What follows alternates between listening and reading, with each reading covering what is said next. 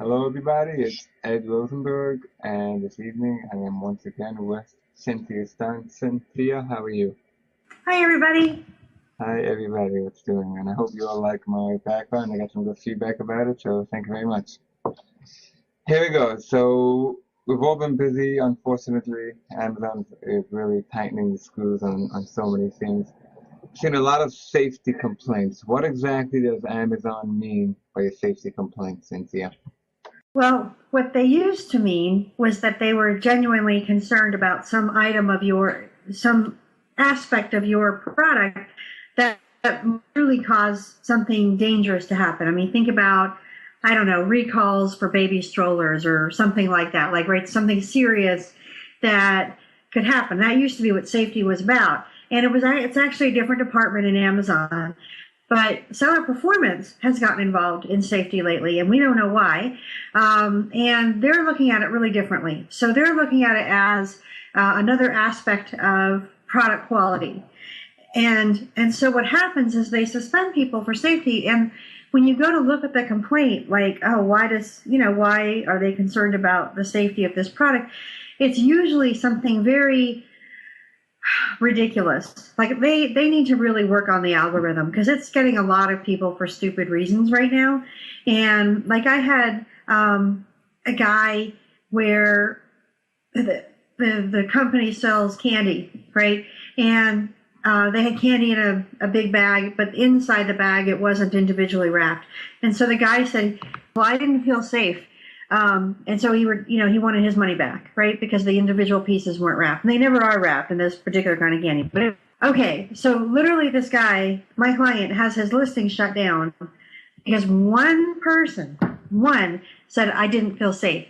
That is how ridiculous the algorithm is right now. And yet when you respond to Amazon, you can't say, you guys are absurd. This is really stupid. The other thing that's tough is that, like, a lot of my supplement guys are getting shut down. Like, we had a whole bunch of Forskilling guys get shut down. And it was because people were complaining that the product made them nauseous. And yet, this is a known side effect of this supplement. Like, that's actually how you know it's working, right? Because you actually had a reaction. And so it's not a dangerous side effect. It's a known side effect. And the regular safety team would never have shut them down for that. So this is, again, about Amazon wanting to reduce the number of returns and complaints on a product. And yet, when you look at something like Forskilling, you just really can't, because a certain percentage of the population is just going to be sensitive to it. And so, the solution, if you get a reaction to Forskilling, is to stop taking it.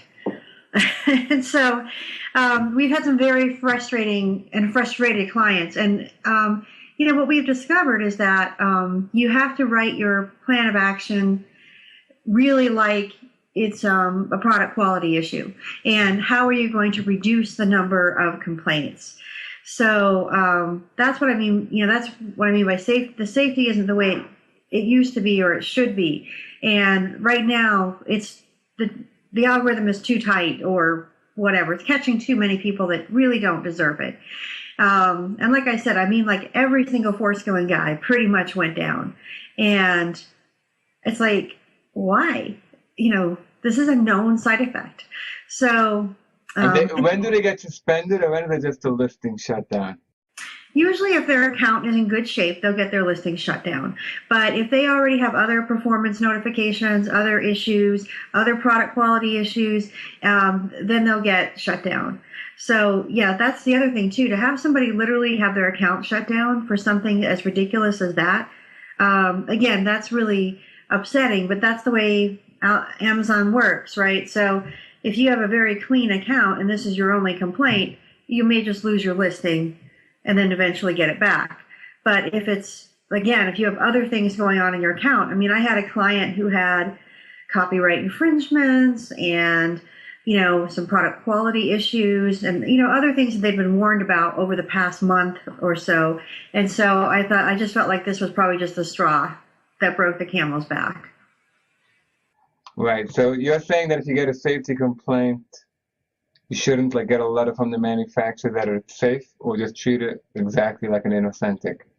Yeah, treat it. I mean, I would just treat it like it's a product quality issue. And so you're going to tell them how you're going to communicate with the buyer. You might want to change your listing a little bit just to explain to buyers that, if they experience a headache, to not take it anymore. Or, you have to address it like it was a product quality issue rather than safety. Because actually, what we discovered early on is that if we sent them all the product testing and safety sheets, that didn't work. It wouldn't get them reinstated. They said, oh, this product was tested, a month ago for purity, this lot, blah, blah, blah. Oh, no, they don't care about that. And so that's what's ridiculous. That's why I said, like, the way you used to handle a safety complaint, that's what you're talking about, is proving that it's safe is not what they're looking for. They don't care. I think maybe like doing both may be a good approach. Yeah, you could, but you don't need to. That's what we've learned just through experimentation. Right. I mean, it wouldn't make sense because sometimes we have a few people obviously listing the same against the same ASIN. So how could it be safe from some sellers and not safe for others? Right. Well, and that's why if they're all sharing a listing, generally they'll take them all down. But a lot of times my clients are private label and this is their listing. Right. Okay. Now you have some kind of new service for private label sellers you were telling me about? Yeah, so we've just started this recently, but the other thing that Amazon is still shutting people down for, and in fact, I would say it's accelerated, is they have shut them down. I'm sorry, it's a little loud in here. They've shut them down for product reviews, right? And so what we've started to do is to help our clients figure out which of their product reviews are not compliant. So we have worked out a proprietary software solution that allows us to go inside their accounts on Amazon and really scrape the data. It takes a while, but we scrape the data and we can actually tell them which of their reviews are not compliant because maybe the first time, like the person may have written a review before they even got the product, right? That's not compliant. Or it may have been a product that they got at a discount, but they didn't say so in the review. The other reason why a lot of sellers are getting shut down for product review programs is they're having their friends and family write reviews for them. And so we need them to confess those. We can't figure that out with software, right? Like, who's your friend? Only Amazon knows that, apparently. But what I've realized from being able to look at this data the way Amazon does is that Amazon really has a God's eye view. I mean, they can see everything in such a way. There's just no way you're going to get away with anything, right?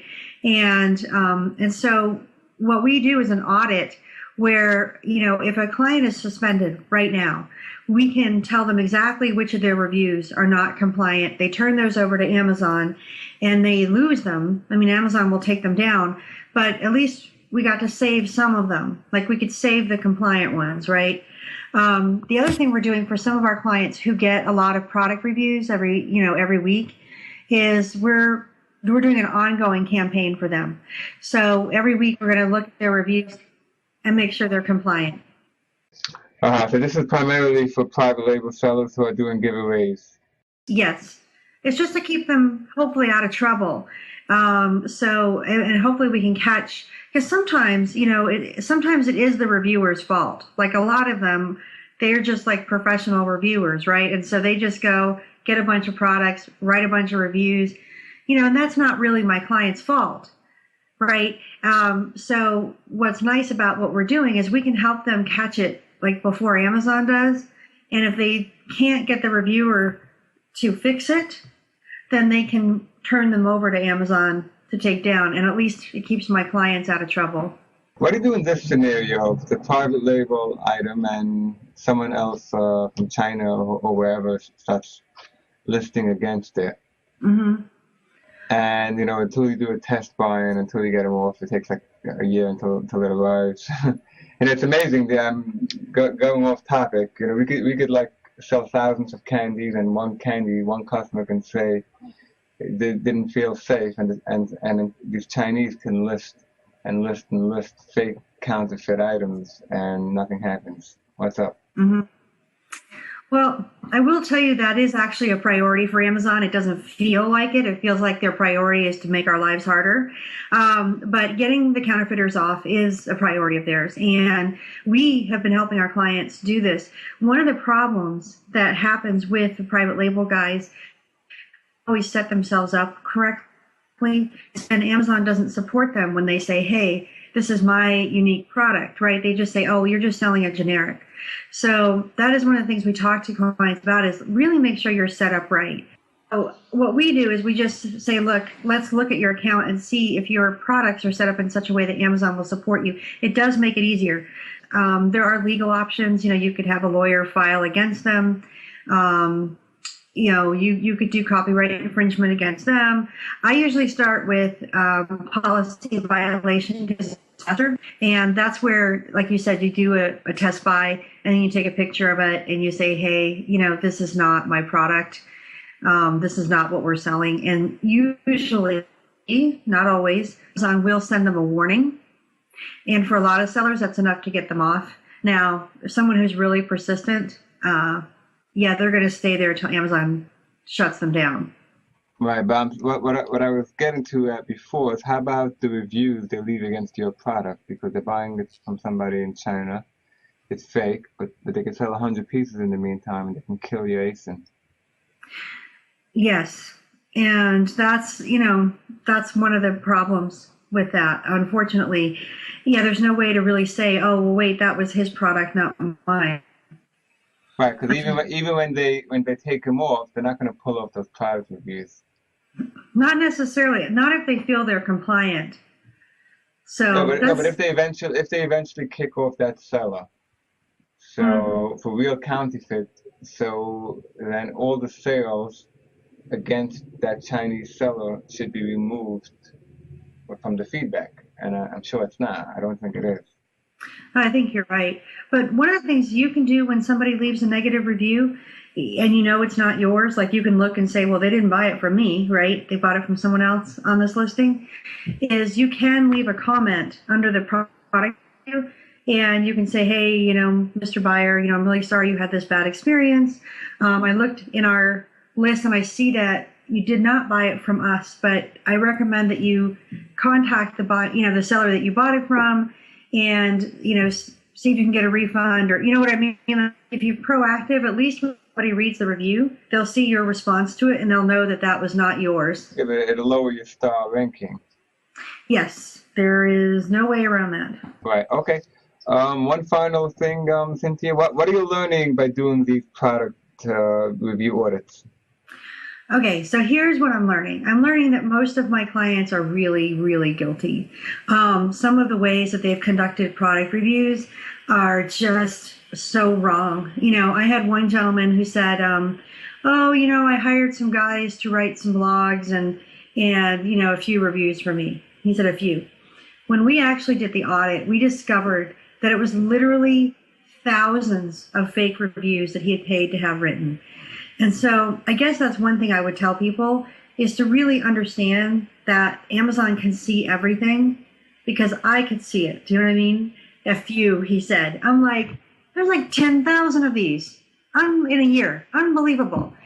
And so, but also sometimes people make mistakes with, using a review program or something like that. And I guess I just want people to know that Amazon can really see all of it. They know exactly where the reviews are coming from. So if you're using a service, they know that. They know, exactly when the product was sent, when it was received, when the review appeared. They can match the reviewer to the order, and I can too now. So I think that's the one thing we're learning, is that, maybe people got away with things for a long time, but they can't anymore. Amazon's really cracking down on this. And they have the data to do it. And so that's the other thing too. I used to, before we started doing our own audits, I used to have clients who we would have them go look through their reviews and, help us pick out the bad ones and all this stuff. And they invariably were inadequate. And then they would get the letter back from Amazon and they would be denied or refused because they didn't turn over enough reviews. And they'd say to me, does Amazon need every single review that's non-compliant? Yes. because they already know the answer. When they're asking you for that, they already know the answer. And so that's what I've learned. So I'm really hoping that this year we can help sellers stop bad reviews so they don't get in trouble anymore. When they say excessive, do they mean by ASIN or for the seller? Like, I mean, I don't know. Nobody knows exactly what excessive means. But is it based? Let's say I know for sure. Let's say 3 or 5 is okay per ASIN. But if you're doing it for a bunch of, if you're doing this for 100 different ASINs, it's 300 reviews a day. It's by ASIN. So, and it's by percentage of sales. So let's pretend that you're selling 100 units a day of a product. If your giveaways are more than 20% of that, so let's say you had, 19 to 22 giveaways, then you're in the danger zone and they'll probably shut you down. That's excessive. 20%? Yeah, that's excessive. So we tell our clients, and it seems to be working, that it needs to be between 15 and 18%. Now, this is for people who are doing it not as a launch. I'm not talking about products like in the first 2 weeks. I'm talking about products that they do this every single day, forever and ever, right? I have clients who do product reviews every single day for a product, or giveaways. And so I would tell you that excessive is if you give away between 15 and 18% of your daily sales, you should be okay. If it's more than that, you can get shut down for excessive. Really? We might have trial and error. Right. Well, it's a product launch. It's okay to send like 5, 10 pieces just to get it going, right? Yeah, just to get those first few reviews up there. But here's the other thing I would tell you: if you've got like 20 reviews, in your launch, you probably should stop and drop down to a more lower level. And the thing is, as you sell, because Amazon wants to see conversions, right? So they'll let you launch for a little bit, get some reviews going, but then they want to see organic reviews and they want to see sales. And so if you're not getting real sales, that's when they start to get concerned. How about these guys? There are a lot of people contacting me like on Facebook from all over the world. Hey, I can get your item linked to page number 1. What are they doing? They're usually manipulating the platform. So yeah, anybody who promises you that is doing something wrong, because there's really genuinely no legitimate way to get to page 1 overnight, right? I'm not saying you can't get there. I have plenty of clients who are page 1 legitimately, right? But it's not something that happens in 2 or 3 weeks. And so again, what Amazon wants to see is they want to see organic reviews. They want those reviews to be in line with the giveaways. So in other words, if your giveaways are all saying 5-star, 5-star, and you really want them to be honest and reflect the experience of the actual buyer. And most buyers are going to leave, even when they're happy, they're going to leave 3, 4, 5-star reviews, right? So that's something to think about as well. I think I got a little off track here. Okay. Oh, the guys who say, "Oh, I can get you there overnight," they're cheating the system. I mean, I could tell you probably 5 different ways to do it wrong, and they're probably doing all of them. And Amazon will catch you. Oh yes. Yeah, that's the thing. I see it all the time. Right. Okay. So I guess that wraps it up, Cynthia. Anything else you'd like to add? Yes. How can I depress my listeners even more? No, I'm just kidding.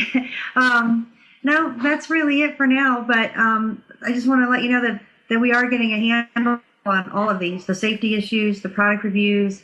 I think, we're going to be able to really help sellers before they get suspended, which is my goal. All right. Okay. I appreciate it, Cynthia. And like always, we'll keep in touch. Thank you so much. Okay. Bye. Bye.